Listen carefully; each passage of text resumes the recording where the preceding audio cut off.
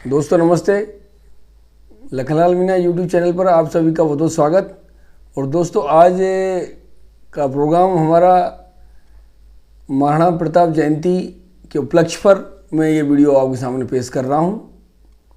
और दोस्तों आपको पता है कि मैं मेरी चैनल पर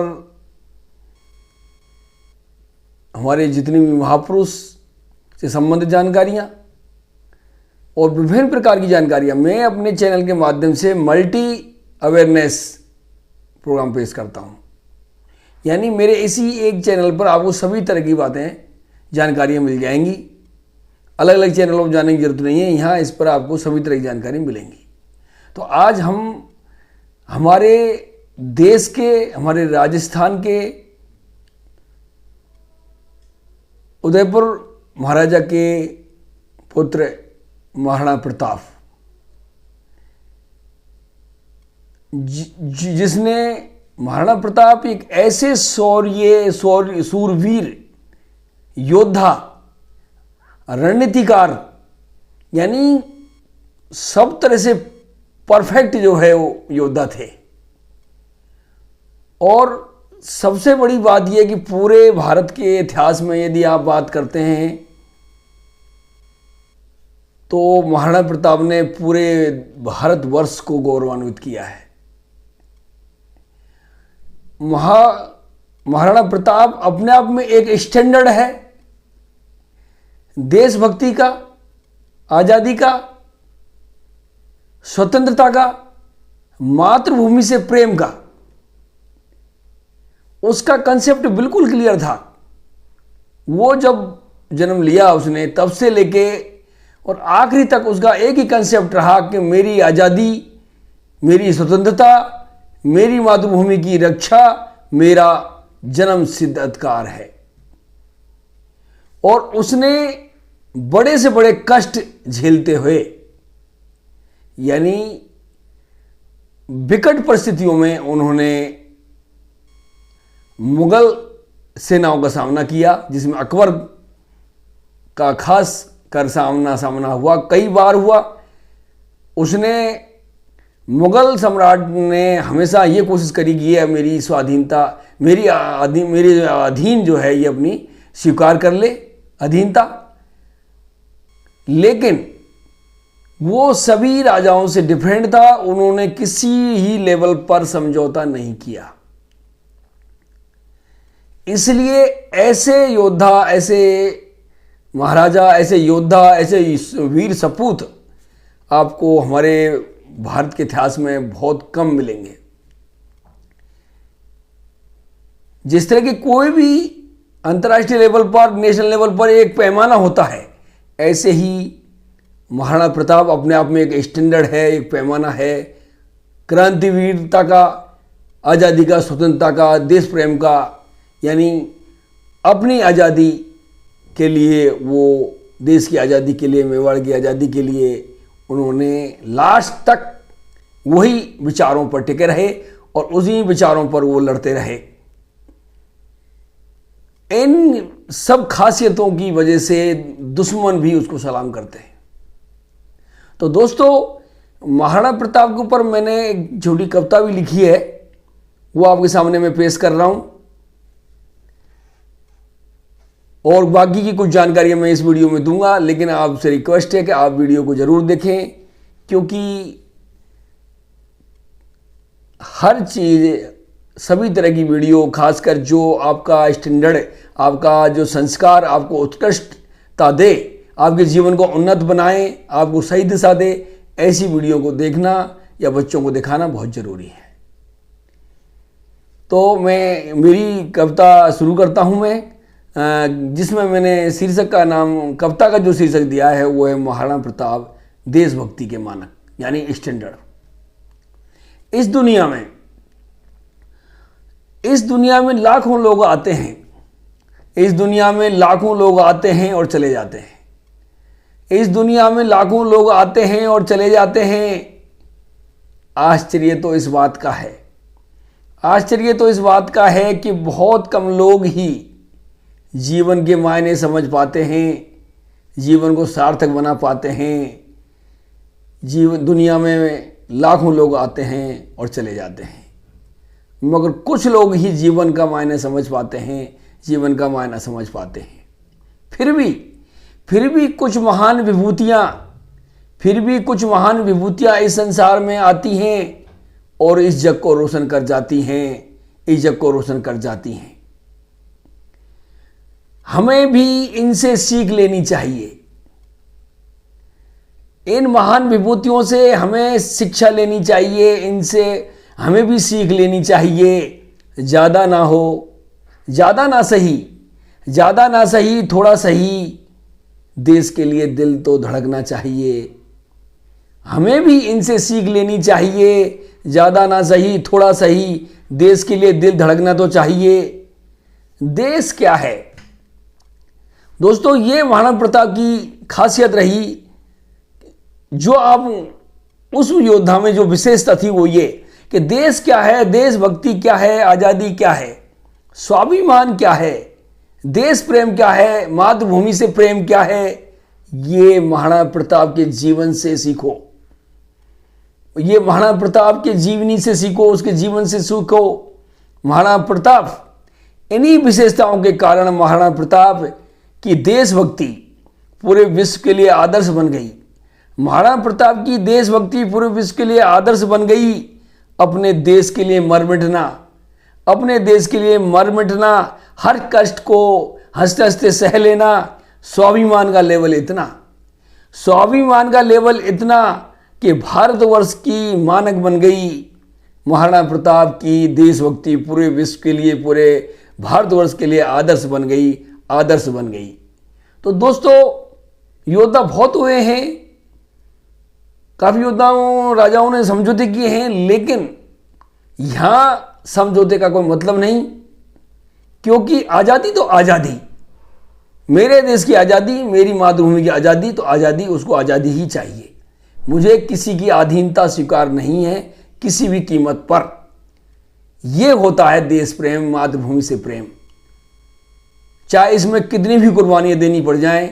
ये होता है ऐसा प्रेम, ऐसी देशभक्ति, ऐसी अपने परिवार के प्रति जिम्मेदारी, अपने देश के प्रति जिम्मेदारी हमारे भारतीय नागरिकों में होनी चाहिए। और बहुत हमारे देश में ऐसे योद्धा, ऐसे महापुरुष पैदा हुए हैं जिन्होंने इतिहास रचे हैं।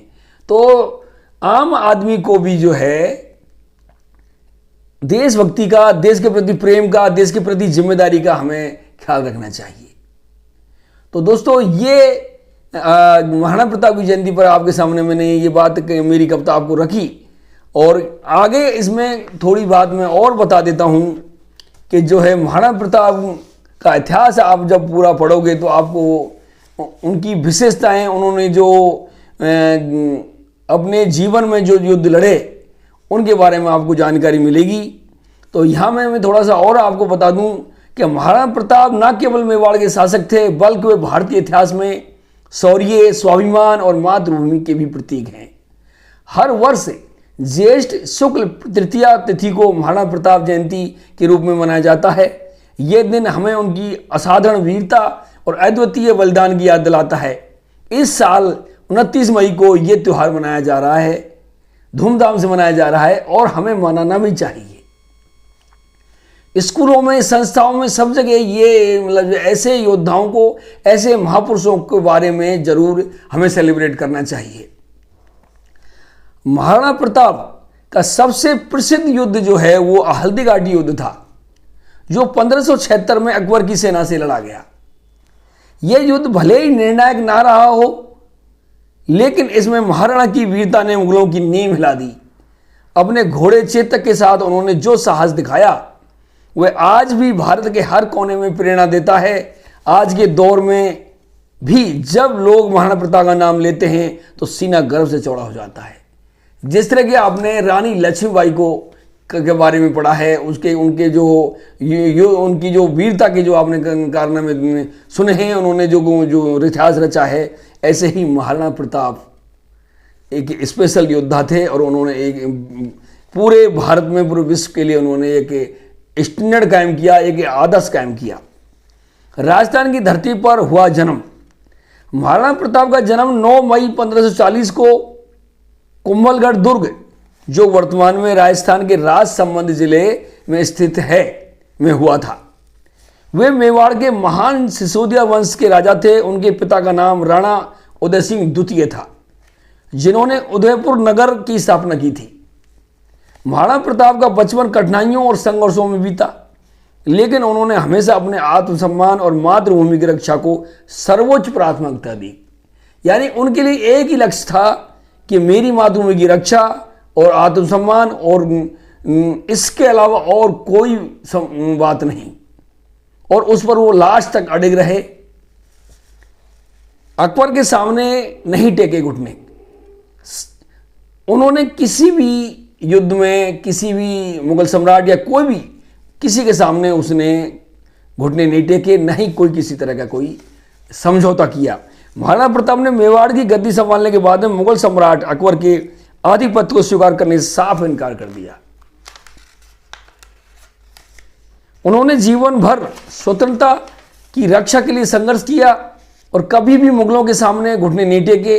वे उदयपुर, चित्तौड़ और आसपास के क्षेत्रों के शासक रहे, लेकिन अधिकांश समय उन्होंने पहाड़ों और जंगलों में रहकर गुरिल्ला युद्ध नीति के माध्यम से मुगलों से लोहा लिया।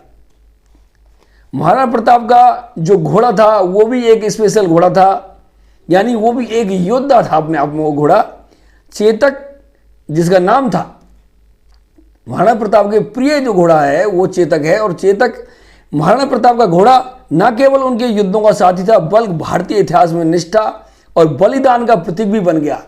जैसे कि आपने महारानी लक्ष्मीबाई के घोड़े के बारे में भी सुना होगा।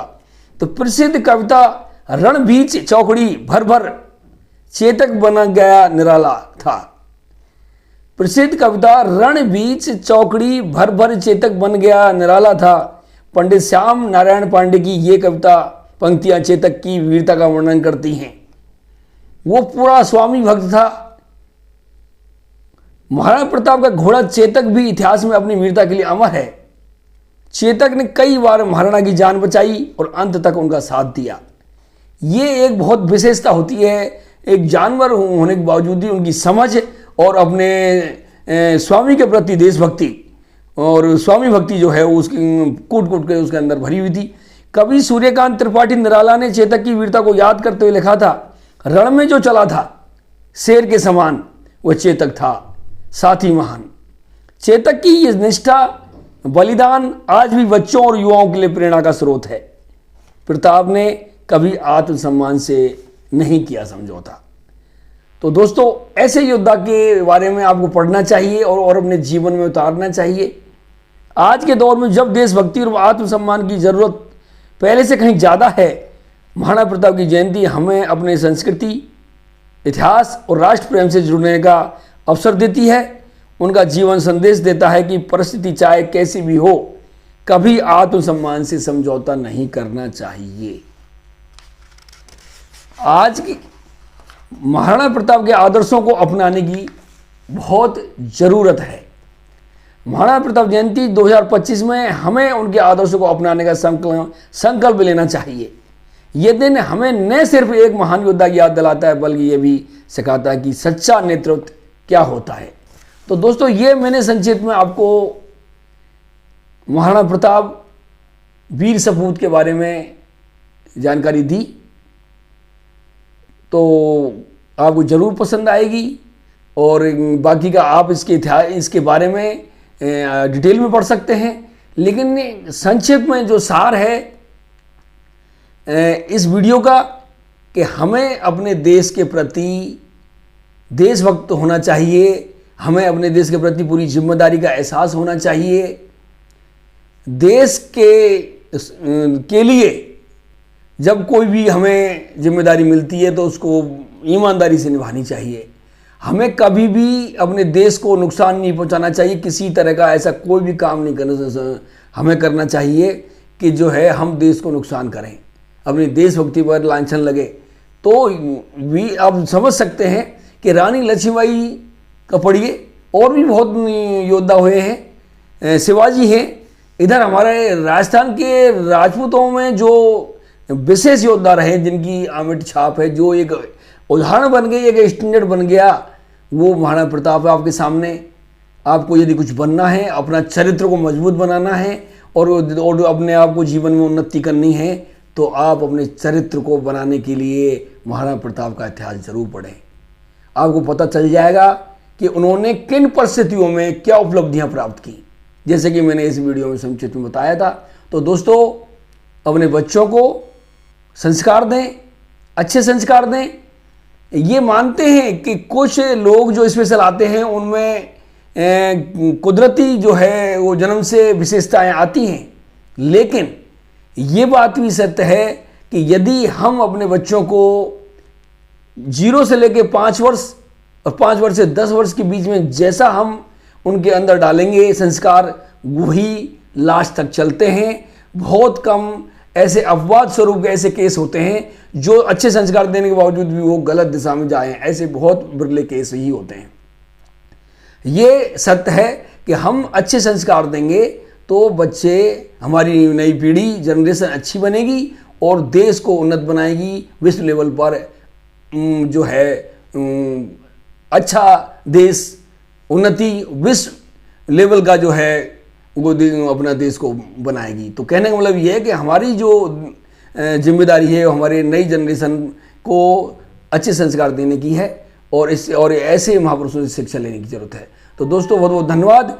आज हमने जो वीडियो बनाई वो सभी के लिए है और सभी देखें और इसे ऐसी ही वीडियो हम आगे बनाते रहेंगे और आप अपने परिवारजनों को, रिश्तेदारों को, सभी को आप दिखा सकते हैं। मेरी कोई भी वीडियो ऐसी वीडियो नहीं आती है जिसमें किसी को ये लगे कि यार ये वीडियो हम नहीं देख सकते। पूरी पारिवारिक, सांसारिक जो है, पूरी जन जागृति और कई तरह की जानकारियाँ, वो सब हम इस वीडियो में, अपनी वीडियो में देता हूँ। इसलिए दोस्तों, मेरे लखनलाल मीणा यूट्यूब चैनल को आप सब्सक्राइब करें, लाइक करें और शेयर करें और जो है वीडियो को ज़रूर देखें और पूरी वीडियो को देखें। थैंक यू दोस्तों, नमस्ते, राम राम।